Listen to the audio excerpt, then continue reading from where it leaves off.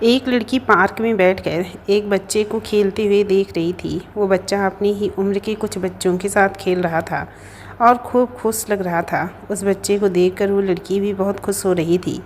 अचानक से उस बच्चे की चिल्लाने की आवाज़ आई। मेरी मम्मा के बारे में कुछ बोला तो मुंह तोड़ दूंगा मैं तेरा।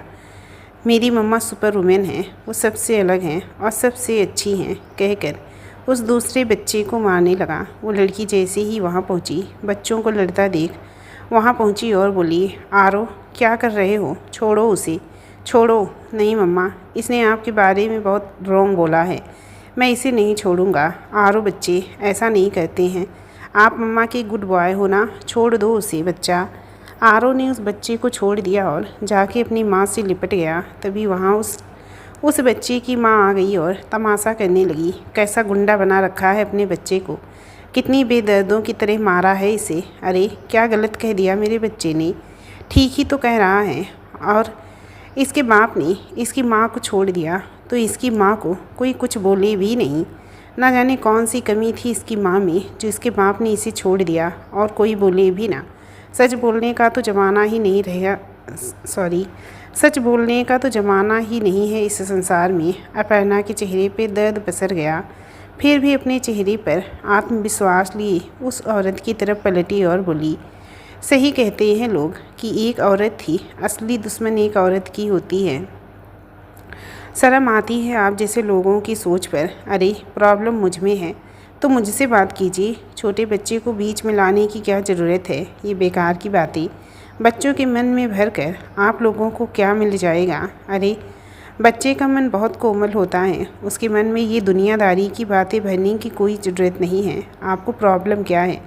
मुझसे मेरे पति ने मुझे छोड़ दिया, उसमें मेरी या मेरे बच्चे की क्या गलती थी। मैं इस काबिल हूँ कि अपना और अपने बच्चे का भरण पोषण कर सकूं। किसी के आगे हाथ फैलाने की नौबत नहीं है मुझे। अपना और अपने बच्चे का ध्यान रख सकती हूँ मैं। प्लीज़ हाथ जोड़कर विनती है मेरी आप सबसे, अगर मेरी हेल्प नहीं कर सकती तो प्लीज़ मेरी मुश्किलों को और मत बढ़ाइए। इतना कहकर अपर्णा ने आरो का हाथ पकड़ा और वहाँ से निकल गई। घर आकर उसने आरो को रेस्ट करने का बोल अपने कमरे में चली गई। कमरे में जाकर उसने कमरे का दरवाज़ा बंद किया और अब तक जो अपने मन को जब्त किए हुए थे अचानक से बिफर पड़ी। वो बेआवाज़ रोने लगी। उसकी आत्मा कलप रही थी, अपनी किस्मत को कोस रही थी। वो क्यों हुआ ये सब मेरे साथ, क्या बिगाड़ा था मैंने किसी का। नफ़रत करती हूँ मैं तुमसे, नफ़रत। मेरे साथ जो तुमने किया उसके लिए तो मैं तुम्हें कभी माफ़ भी कर देती, पर तुम्हारी वजह से मेरे बच्चे पे लांछन लगी। तुम्हारी वजह से उसके वजूद पे सवाल किए जाते हैं। तुम्हारी वजह से उसे लोगों के ताने सुनने पड़ते हैं। तुम्हारी वजह से वो समय से पहले ही बड़ा हो गया। I hate you, I hate you. कभी बहुत शिद्दत से चाहा था तुम्हें, आज उससे भी कई ज़्यादा शिद्दत से नफ़रत करती हूँ मैं तुमसे।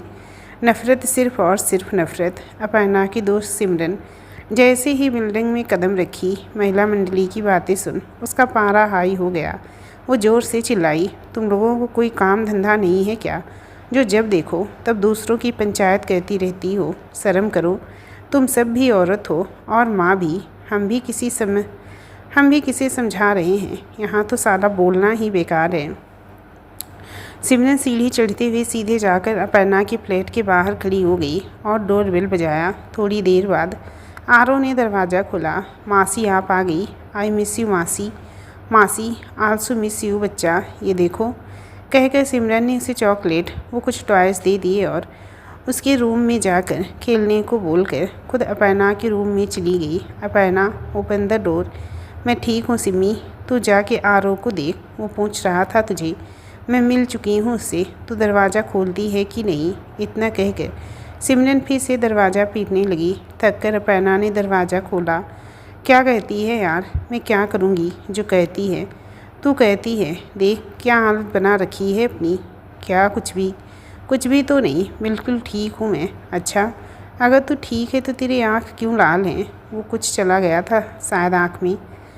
अच्छा बोल ले, जितना झूठ बोलना है बोल ले, पर ये जो तेरी आँख में ना वो दर्द बयां कर रही है, जिस इंसान को तेरी कद्र तक नहीं, क्यों उसके लिए अपने आंसू बर्बाद कर रही है। मुझे कोई मतलब नहीं उस इंसान से, मुझे तो बस अपने बेटे की फ़िक्र है।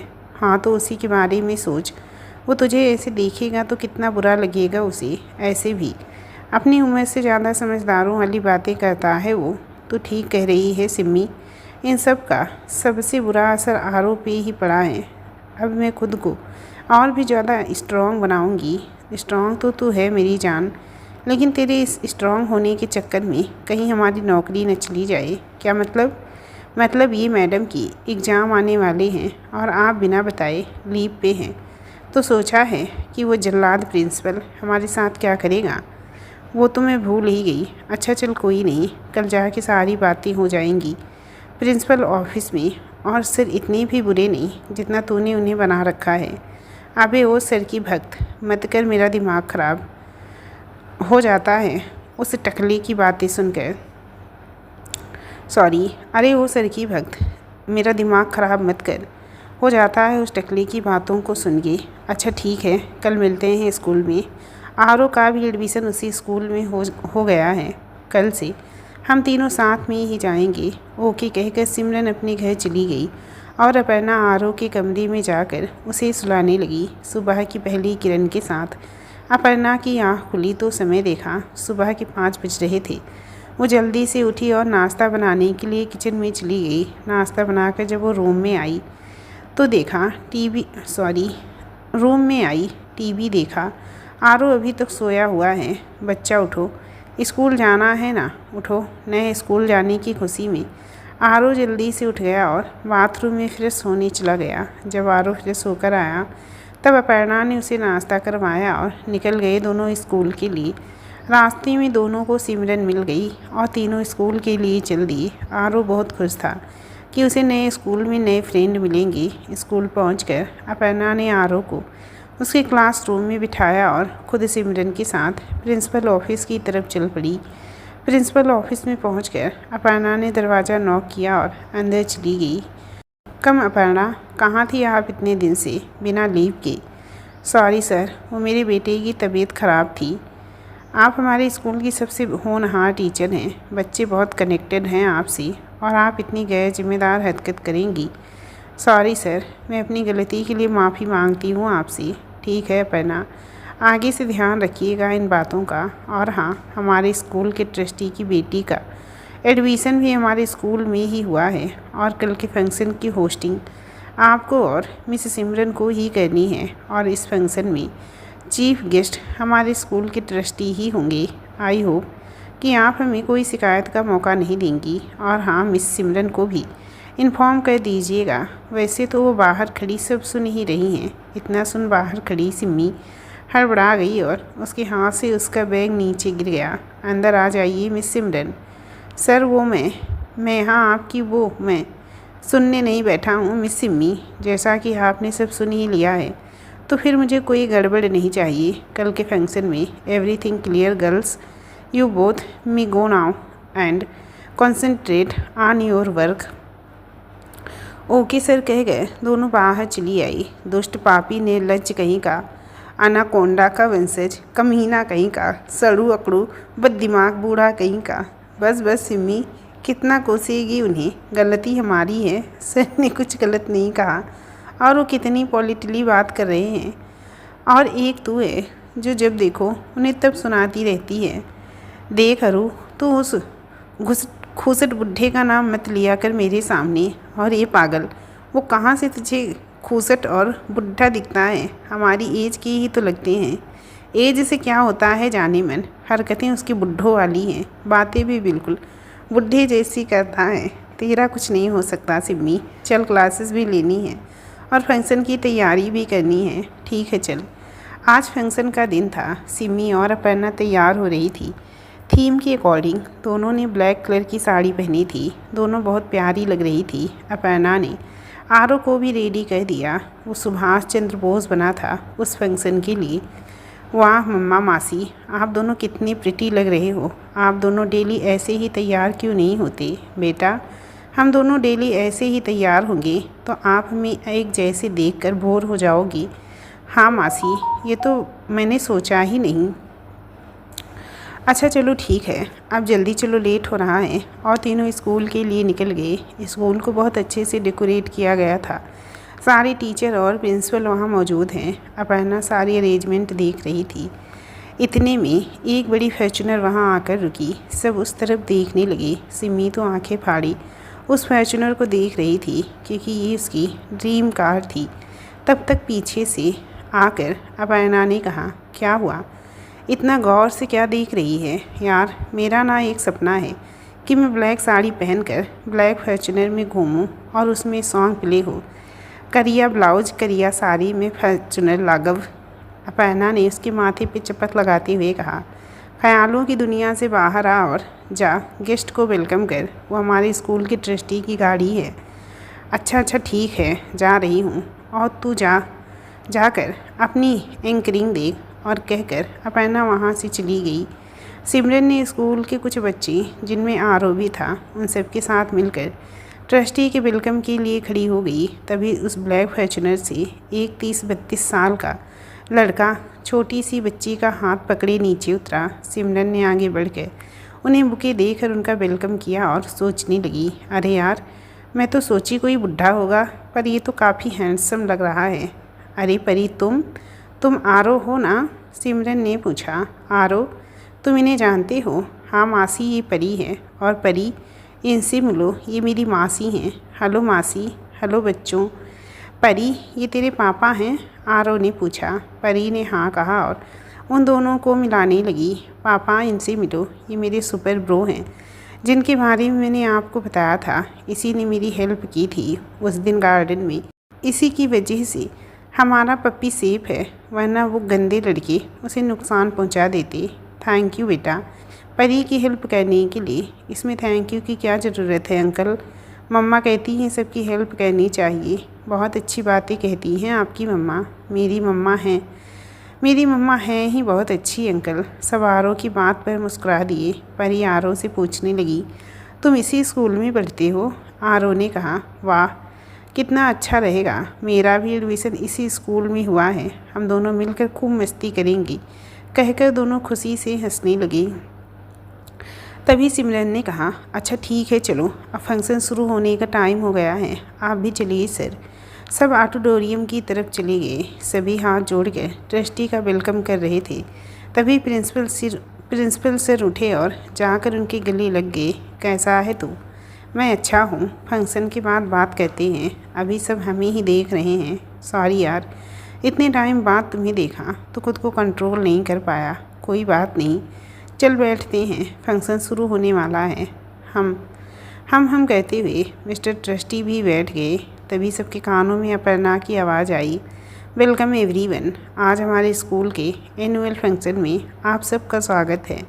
हमारे आज के चीफ गेस्ट और हमारे स्कूल के ट्रस्टी मिस्टर अर्चित राजवंश से अनुरोध करना चाहूँगी कि वो स्टेज पर आके ये दीप प्रज्वलित करके आज के फंक्शन का शुभारंभ करें। उनके साथ मैं हमारे स्कूल के प्रिंसिपल सर से भी अनुरोध करूँगी कि वो स्टेज पे आए और मिस्टर राजवंश के साथ दीप प्रज्वलित करके इस कार्यक्रम की शुरुआत करें। अर्चित और प्रिंसिपल दोनों ही स्टेज पर जाकर खड़े हो गए।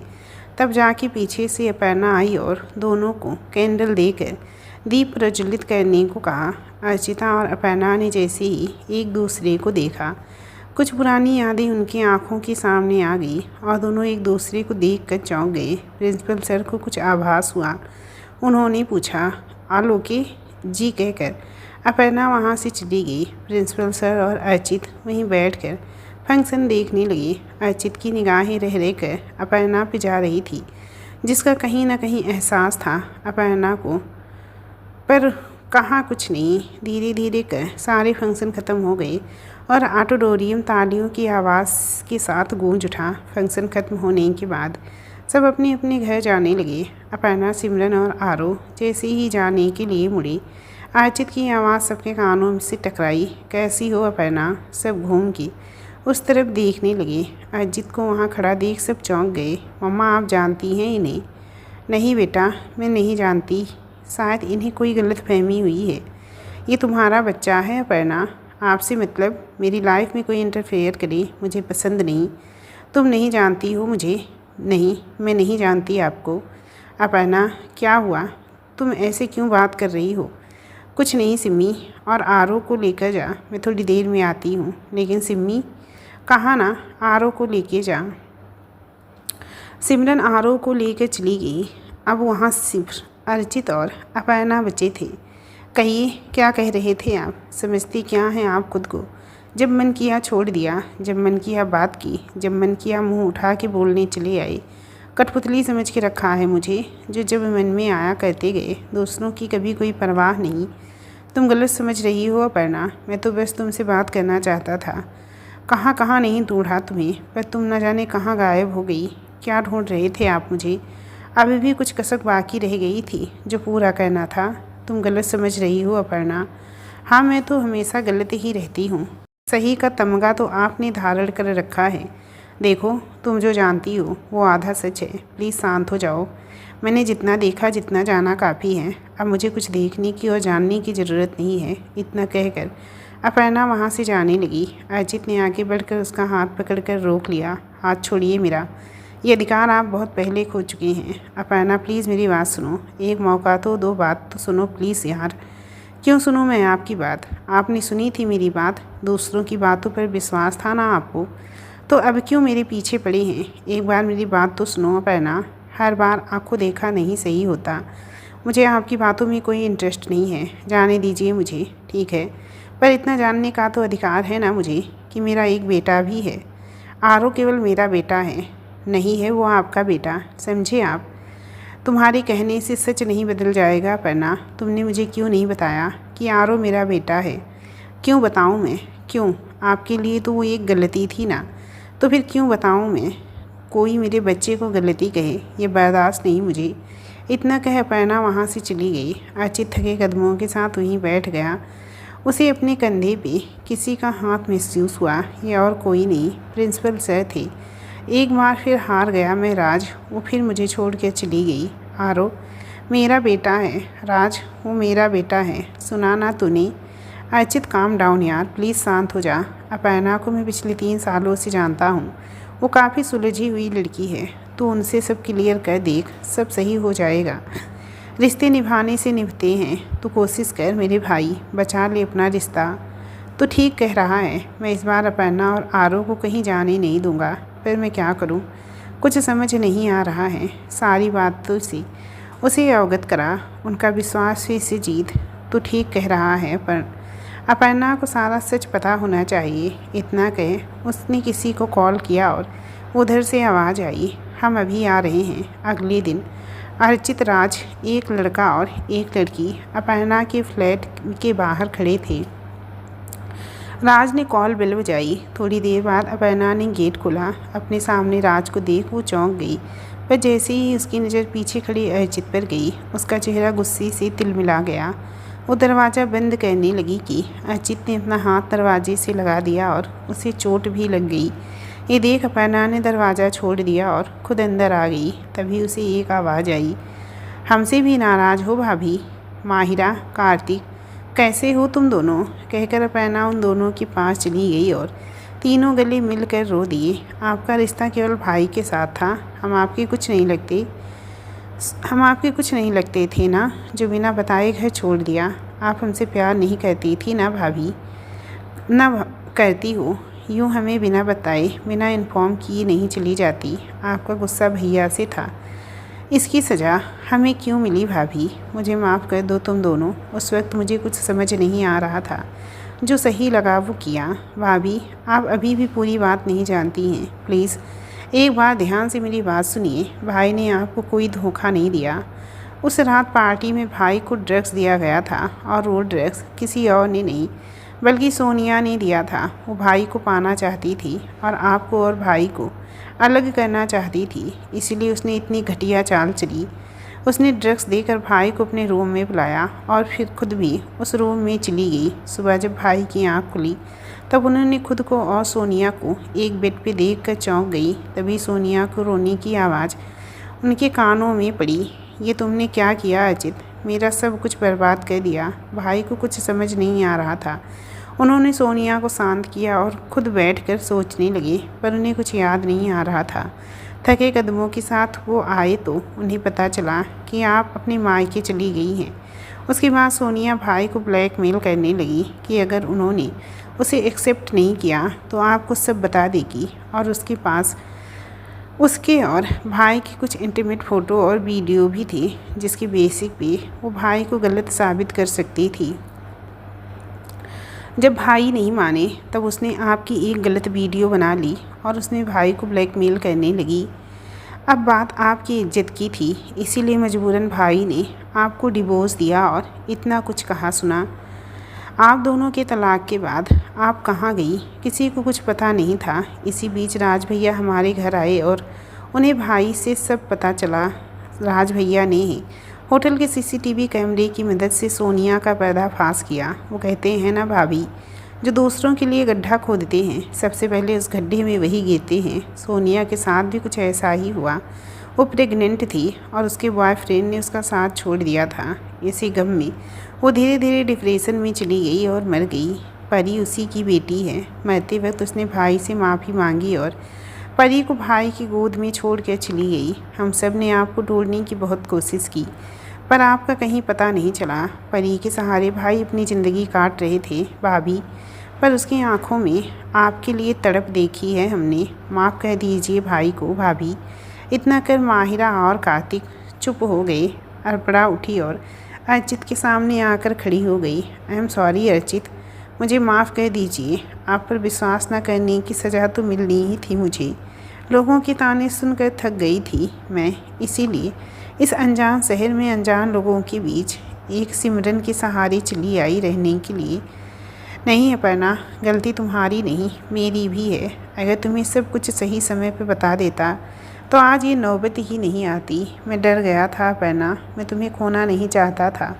मुझे माफ़ कर दो अपर्णा और लौट आओ मेरी ज़िंदगी में। तुम्हारे बिना मेरा जीवन बेकार है अपर्णा।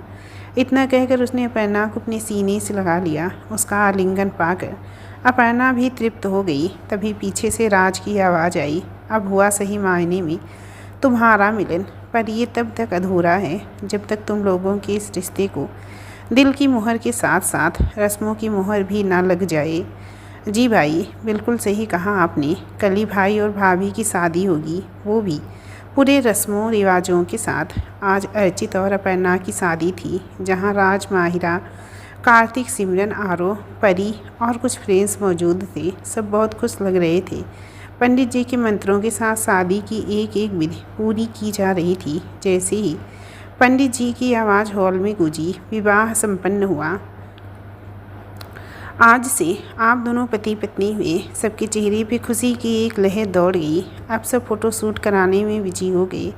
जैसे ही फोटोग्राफर ने अर्चित ने अर्पणा की फ़ोटो निकाली, जैसे ही फोटोग्राफर ने अर्चित और अपर्णा की फ़ोटो निकालनी चाहिए, अर्चित ने परी और आरो को अपने पास बुला लिया और चारों की फ़ोटो खिंचवाने को फोटोग्राफर को कहा। फोटोग्राफर ने जब फ़ोटो अर्चित और अपर्णा को दिखाई तब उन दोनों ने एक साथ कहा, ये हमारे पुनर्मिलन का प्रतीक है।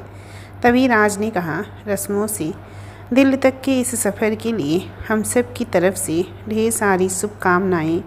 दोस्तों, ये छोटी सी कहानी आप लोगों को कैसी लगी प्लीज़ हमें कमेंट करके ज़रूर बताना, और अगर अच्छी लगी हो तो प्लीज़ लाइक करते जाइएगा ऐसी ही प्यारी प्यारी कहानियों को सुनने के लिए। और चैनल पर न्यू है, अभी तक चैनल को सब्सक्राइब नहीं किया है आप लोग, तो प्लीज़ चैनल को सब्सक्राइब भी ज़रूर कर लेना। और जिन्होंने लाइक सब्सक्राइब किया है उनको बहुत बहुत धन्यवाद।